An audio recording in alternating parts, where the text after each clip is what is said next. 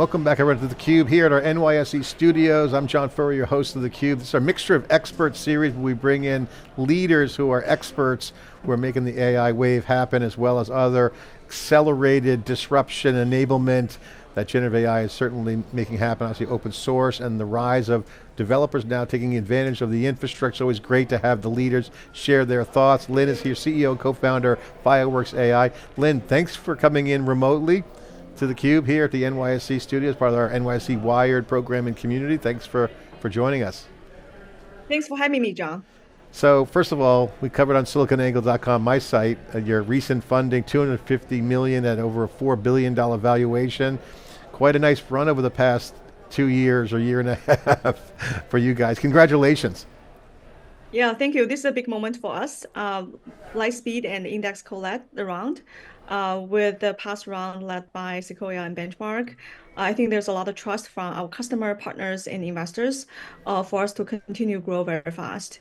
And there's a lot of momentum that we have accumulated, and there's a lot more for us to build into. Yeah, the thing that I love right now, and I want to get your thoughts on, is the market around open source and how open source developers are starting to lean in and look at the models and how AI native companies are thinking around building companies. Obviously, having a data mode is a huge advantage. You're starting to see the enterprise open up again. You see the big, large scale hyperscalers and the neo clouds doing well, but it's going to be the applications that are dealing with these models, this AI native.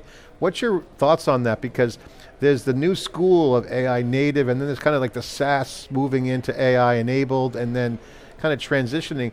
Talk about those two dynamics in context to how developers and builders are thinking about the models themselves. I would say open model is strategically very important for developers to build the state-of-art application. The fundamental reasons are the open model providing a huge variety of choices. At the same time, open model quality is converging with closed model. The fundamental reason is model quality is decided by two factors, data and the training algorithm. Data is pretty much the whole entire public internet, and data provided by labeling company, which all various different model providers, whether open or closed, are using. So there's not much differentiation. On the training algorithm side, the researchers are moving around, so there's not much secret sauce remaining. So that's kind of explaining why the closed model are all convergent, but at the same time, we are depleting all possible data that is in public domain or that can be generated by labeling company.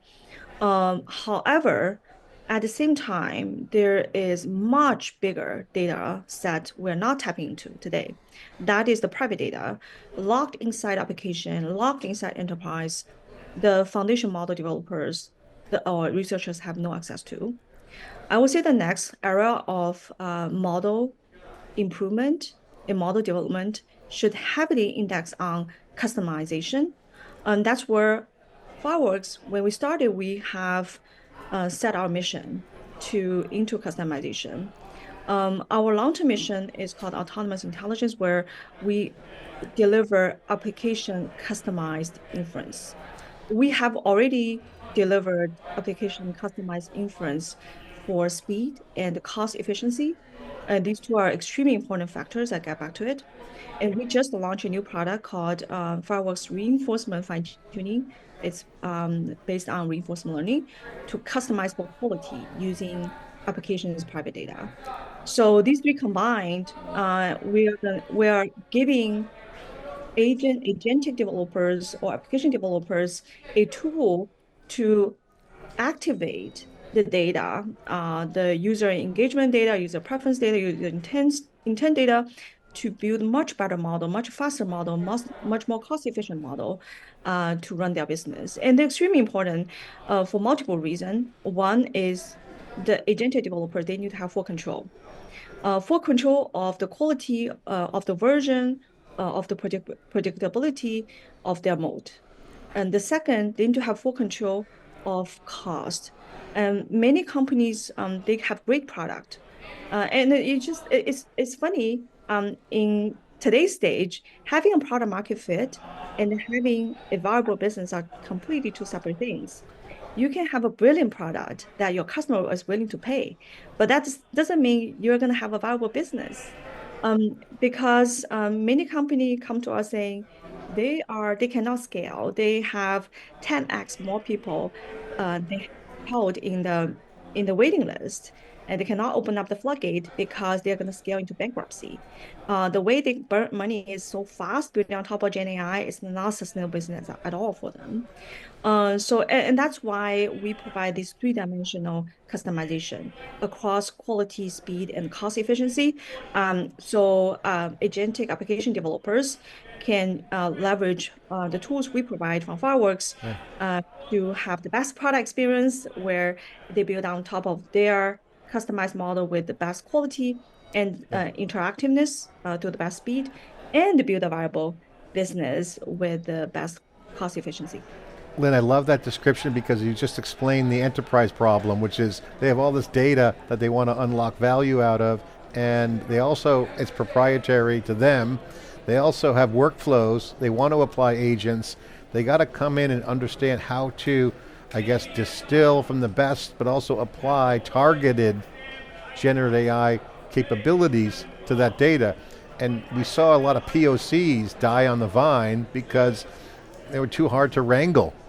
So this is kind of an interesting point. So what's your thoughts on that? Because when you start to see the enterprise get it right, they're going smaller, not bigger. They're going targeted on workflows where they know the data. So this kind of highlights that point. I mean, there's a lot of data that has not yet been trained or can be inferred on. What's your reaction to that? Right. So I would say this is not just an enterprise problem. It is also the problem for AI native startups. Most of the AI native startups are actually consumer or developer facing. There are a lot of product data for them to understand what is their consumers or developers preference, intent, engagement metrics. So almost like all these application developers, I think all the application developers are very familiar with A/B testing these days. Yeah. And the product analytics, there's no different, right? So with GenAI, with various different models, with various different customized models, they need to have that telemetry. And also kind of continue to evolve their product by understanding user. So from that point, there are a lot of data being generated from user understanding point of view, and those data are not activated. And I would say this is a huge loss in on their side if they're not activate those data to make the model they use, underlying model they use to be smarter, faster, and more cost efficient. To answer your question about how to like what kind of enterprise probably has a lot of data as well, or already a lot of data sitting, and small data, a small model, a large model. Here's typical flow. So first, like there's no question, like there are a lot of interest to customize. It's just kind of customization is not easy. And we derive a lot of best practices in addition to the tool chain we provide from our offering. So first is leverage your data to customize model. And initially, usually you want to customize a small model to see if your data is actually valuable, is the right data for model customization. And small model can help you iterate really fast and for you to see if there's a good trajectory. If there's a good trajectory, then next step is actually to customize a large model. The reason is large model has much stronger logical reasoning capability. It can absorb the knowledge much better and then can learn much faster. But you use a small model to kind of iron out your data issue and create a fast loop to like curate a high quality data set, and then start to tune the largest MOE model. Usually those kind of tuning is very complicated because the model is very complex. Underlying infrastructure requirement is very high. So that's where kind of we just completely take that concern away from the researchers or developer. And then you have the largest, the most smartest customized big model, and then you go small from that point. From there, you can distill into a small model and teach a student Yeah. to solve a specific problem from the biggest teacher model. So there are kind of it doesn't go like straight line Yeah. into small model. It goes multiple hops, Yeah. and that's kind of the best practice we have seen, and very effective that way. On your success, obviously the funding is great validation. It's good to have fresh money in the bank and get great investors. What's the success formula for you guys? Was it on the adoption side? Is it developers looking for that kind of observability for AI native, or is it enterprise? Where's your sweet spot right now in terms of the momentum? Could you share some data on that? Right. So when we just started, in my mind, I was thinking about sequential adoption, that startup were most tech embracing will adopt that first, and then digital native, which is tech forward, then traditional enterprise. And usually they want to kind of wait until everything is the whole entire tool chain is ready and so on. So that's kind of my initial assumption. But right now it's happening all across the board. It's kind of reflection of how explosive this market is. And we have seen many traditional enterprise also move really fast.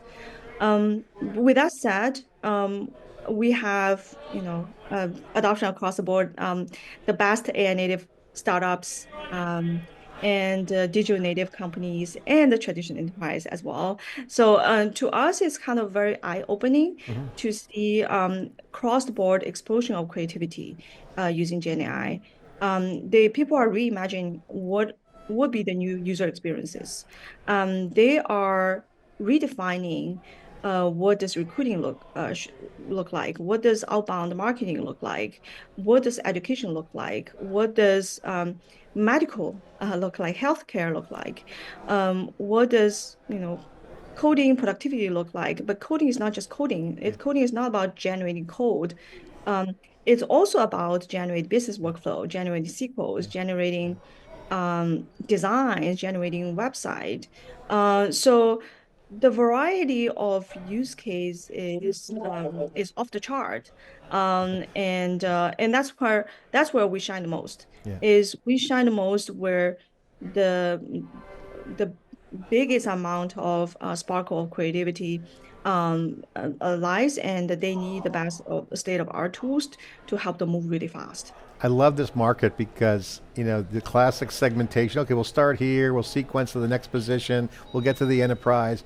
You're a horizontal value proposition because people are transforming every part of their business, whether you're an enterprise or a startup. A startup could say, let's reimagine what recruiting's like.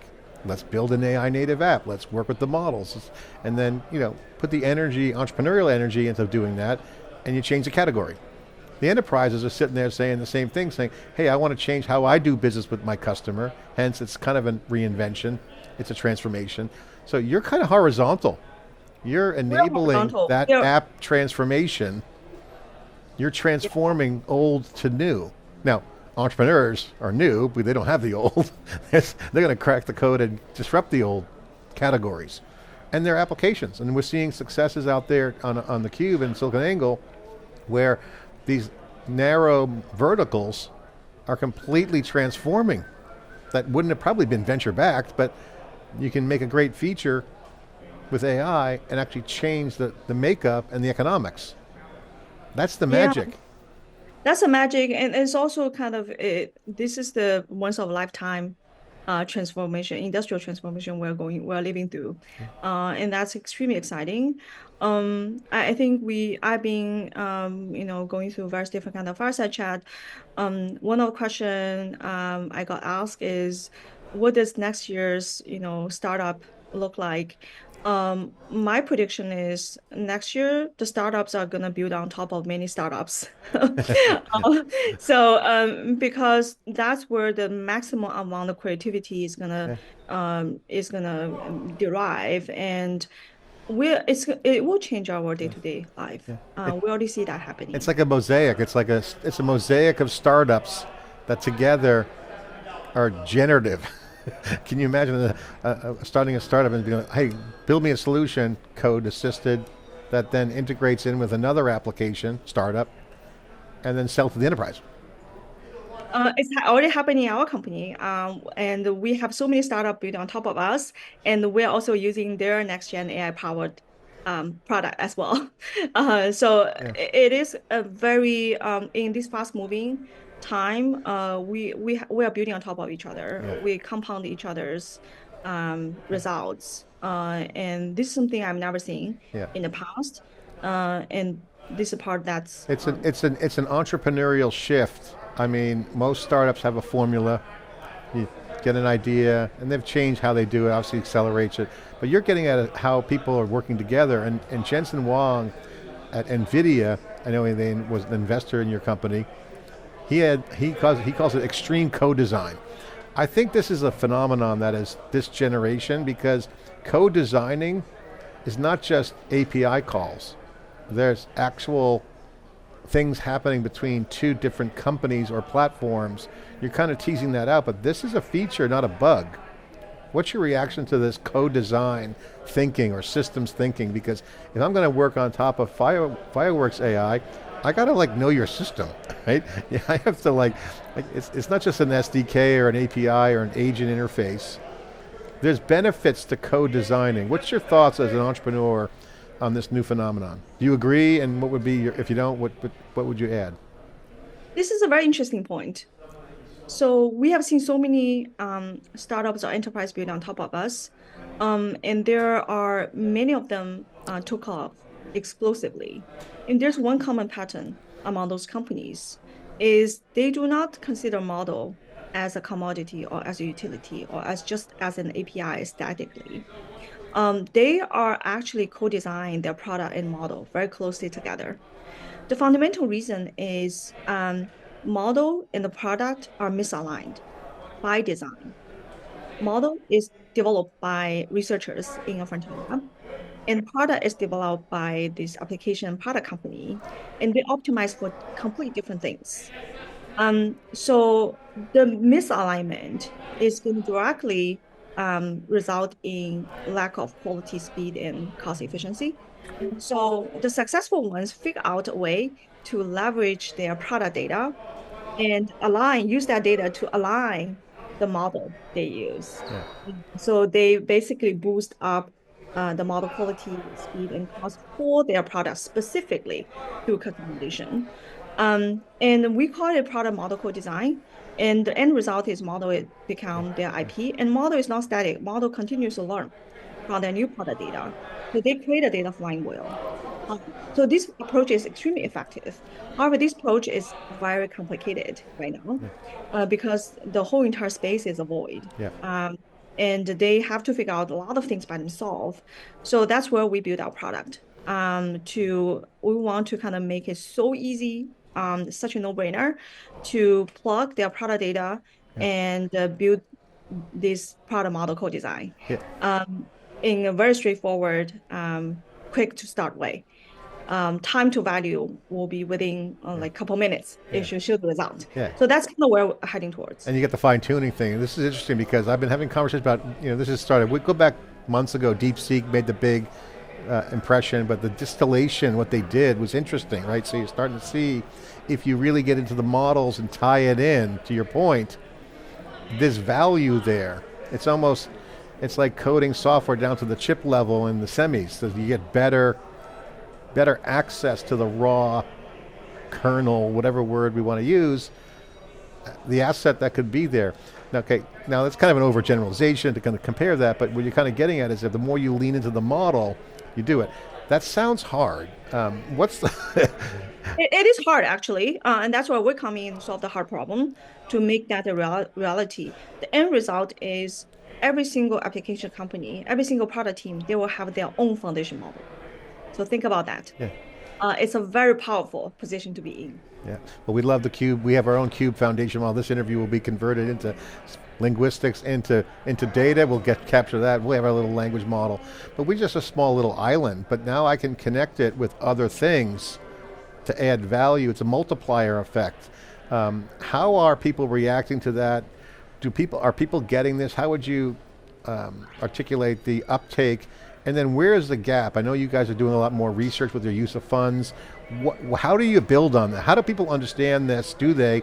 And how do they build on top of it faster and keep up with the changes on all the models? Right. So actually, that's a huge challenge. On one hand, the benefit of open model is there's a lot of optionality, and the application developer, they don't get locked in. They have a lot of choices. On the other hand, there are too many choices. Almost every 2 weeks, there's a new state-of-art model topping the leaderboard, and people constantly ask us as the trusted advisor, what do we do here? Do we keep chasing them? And then it feels like a lot of work. Yeah. So that's where we come in and solve all the problems. So if you build a way to customize model, you can easily just don't need to change anything. You can port to try any new models. It's like horse betting. You bet on one horse and you lose all in. If they get superseded by the next horse, the next model, you got to pivot. So you're saying you can swap out, almost port the customization to any model. Yep. So Vertex, Gemini hits this, OpenAI comes out, Anthropic, and also there's different use cases. The models actually have different applications too. Exactly. You're absolutely right. So just as people, today's prompt tuning, prompt-based application building, people are very used to swap out all the frontier labs. They want to have optionality and the plugging all different offerings, API offerings. For customization, same thing. We want people to have optionality to test and try all different kind of open models they can tune and integrate with their agents. So you're saying getting your model IP, basically what you're saying is build an IP around your model, work with whatever model, whatever tool's best for the job, and then keep focused on that piece of it. That's the engineering product integration with the models. Did I get that right? Exactly. Okay, great. First of all, how do I get fireworks going right away? Very simple. Go to fireworks.ai, and we have a public platform that's a completely self-serve. So it's a very easy sign up, and then you can use all the features from our public platform.